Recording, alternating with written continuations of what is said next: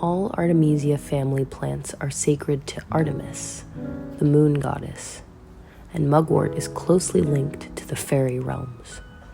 Historically, it has been used to protect against evil spirits, parasitic entities, dark energy, and hexes amongst a variety of cultures. Mugwort and its extended family are moon allies that symbolize the mystical workings of our intuition, dreams, and unconscious mind. The silvery light of the moon illuminates the path to higher consciousness, winding through the underground forest. The moon represents our emotional body, the shadow self, the underworld, psychic abilities, and the occult. Its dark side can bring on illusions, fear, and feelings of separation and disconnection. Mugwort grants us the strength to work with our shadow and protect us from parasitic entities that we might encounter as we dive deep into our psyche. Mugwort is a resilient plant that grows in conditions where other herbs may be unhappy. This bitter herb was traditionally used as a tonic for stomach and intestinal conditions, including as a parasite cleanser, an aid to weak digestion, and more. Hello friends, how's it going? Today we are going to go on a little adventure to go find some mugwort.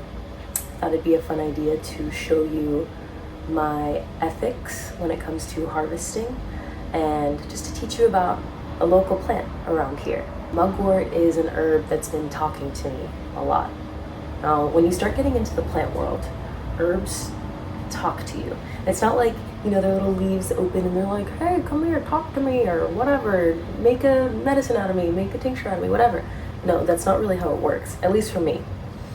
For me, it's almost like the herb just starts showing up in my dreams and starts showing up in my mind, and I think about it, just randomly pops up throughout the day. But let me tell you my story with mugwort and why I'm gonna go harvest some today. A couple weeks ago, I was driving and I, as one does, and I didn't have any music on, and sometimes when I'm in the car, I talk out loud to myself. It's very therapeutic to me. I'm just able to voice ideas or voice things that I'm looking for in life or things that I'm working through, almost like I'm having a conversation with the universe or a conversation with God, whatever you want to call it. And something I was chatting about with the universe, with myself, was that I am looking for a teacher. I'm looking for a teacher to help me deepen my spiritual practice, and not only in the sense of allowing me to have a stronger relationship with the unseen, but also to begin to open more psychic abilities and begin to open the realms of more magic in my life. I'm calling in more miracles, more magic, more things that make me excited about life. I just feel like it's so easy to get stuck in the mundane and so easy to get stuck in making money for life and then perpetuating this cycle of making money to live. And I don't want to get stuck in that. I don't want to get stuck in that. I know life is magical. I know humans are magical. And I feel like we've just forgotten and we've been disconnected from that magic. So when I got to my location, which was a hike, I started going on my hike and looking around, and all of a sudden, maybe 15 minutes into my walk, I run into mugwort. And there's some things that really can't be explained. When you just see something and you just connect the dots and you're like, oh, this was meant to be. This is the teacher. I was expecting a person or a podcast that I was going to listen to or a book. I kind of forgot that plants are teachers too, and they are profound teachers. And this was one of the first times it was actually the first time that I was able to find mugwort on my own. I've had friends show it to me, I've been on herb walks and I've been shown mugwort, but this was the first time that the plant presented itself to me.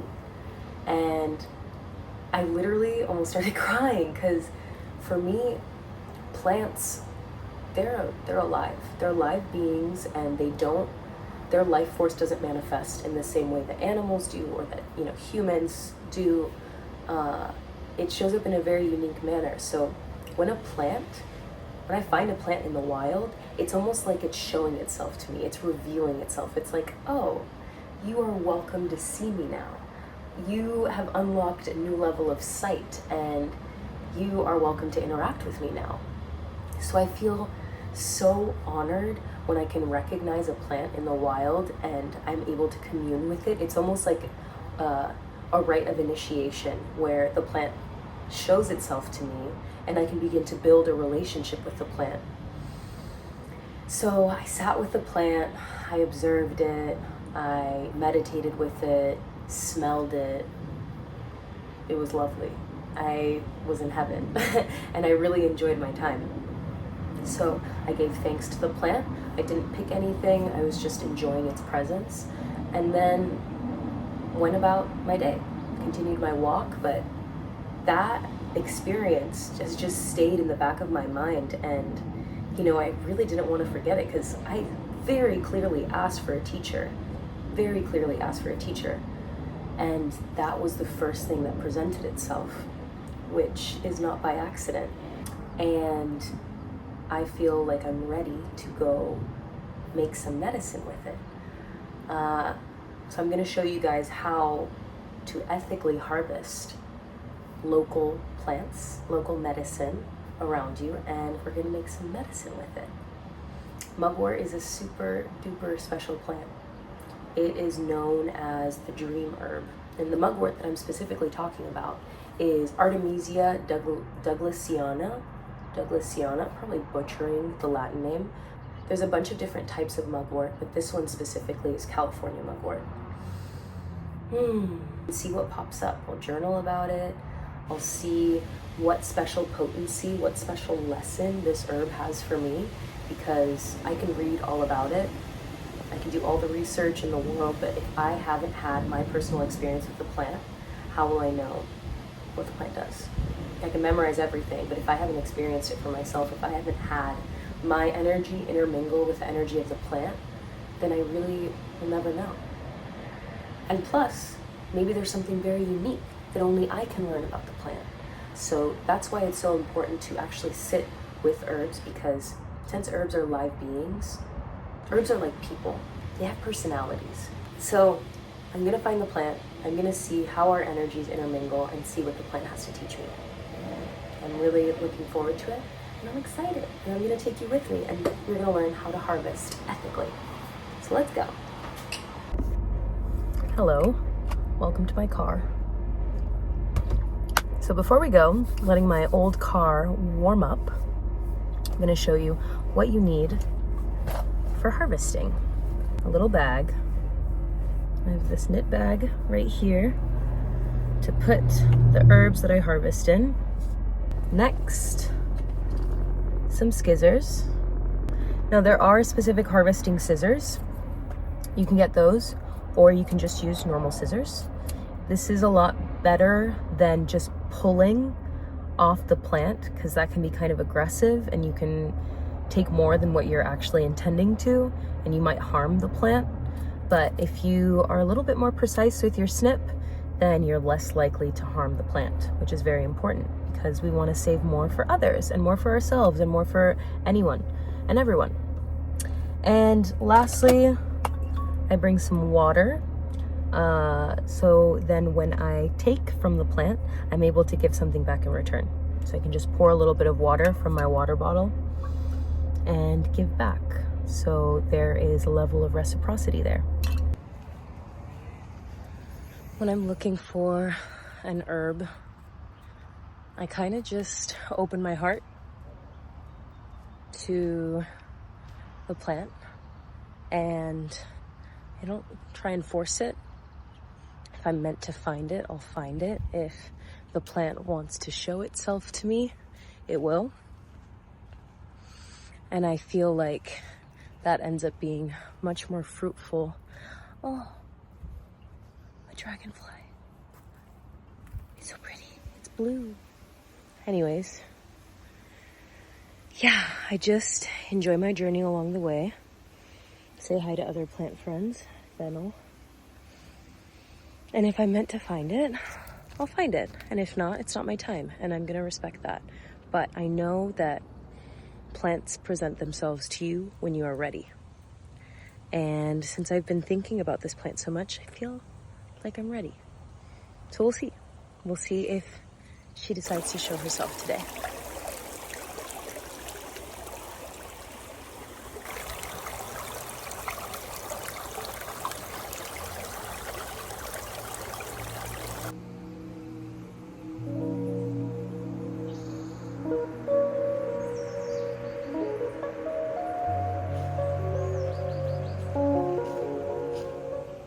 Also, walking barefoot is so medicinal.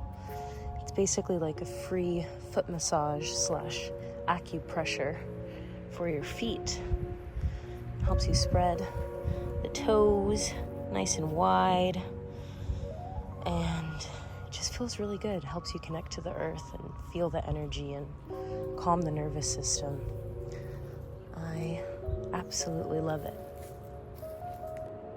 I love the yummy smelling ones. This one smells so good. California sagebrush or cowboy cologne. So good.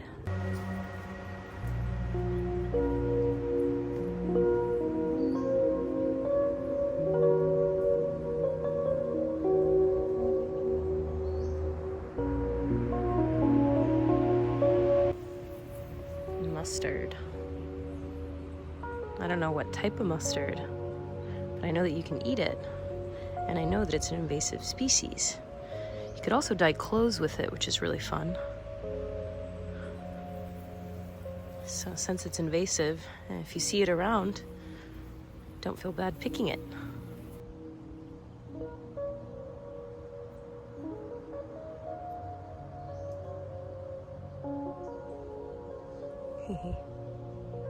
Little monkey flower. This one's fun.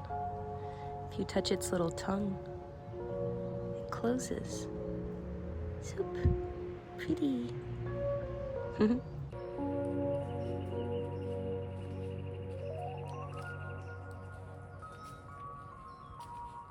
Well. Look who we have here. Such a big patch. And how I know that I've found my friend is here. The silver back side of the leaf. So stunning. Also smells good too. I even found some more right behind me. So I'm gonna sit right next to this plant and tune in for a sec. Introduce myself. Just have a little bit of a deeper nonverbal connection with this little bean. So pretty.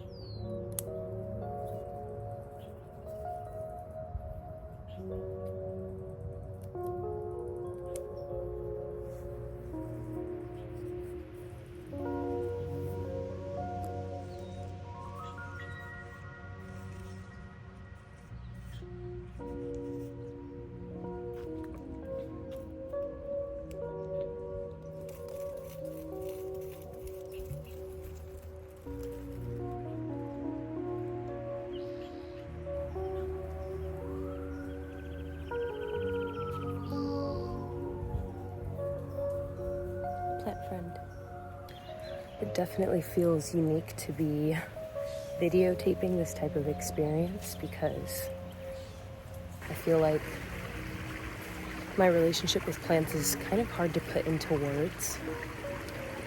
It's something very energetic and subtle, yet powerful and potent. The plants are so wise in their teachings, and it shows up in so many different types of ways. That's kind of hard to explain, but can definitely be experienced. So I hope that watching this video inspires you to become more curious about your local plants so you can learn about them and begin to build a relationship with them too.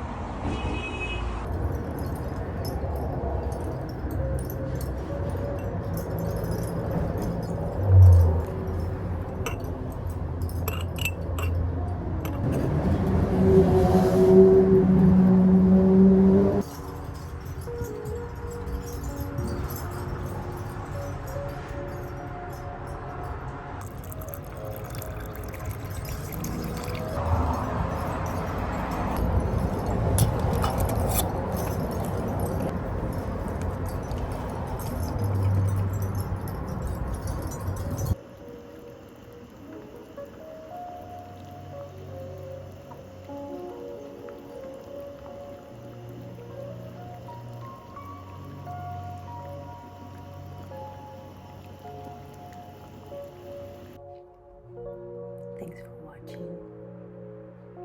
I'm tired. Started my moon today, so just in time for the glycerin tincture to support me. I'm excited to try this new recipe and see how it worked out. I usually always do my tinctures with thyme infusion, so like I let it sit for 4 to 6 weeks infusing. I never do it with heat, but it was in this book that I really admire, so I decided to try something new. And in future videos, I will share with you how to make proper tinctures. Like I'll dedicate a video to actually how to make a tincture and all the different kinds of tinctures you can use. And all the different kind of tinctures you can make, like different solvents like vinegar or alcohol or glycerin or water. And we'll dive into it. But for now, I'm gonna take a hot bath and relax. Thanks for joining. See you in the next one.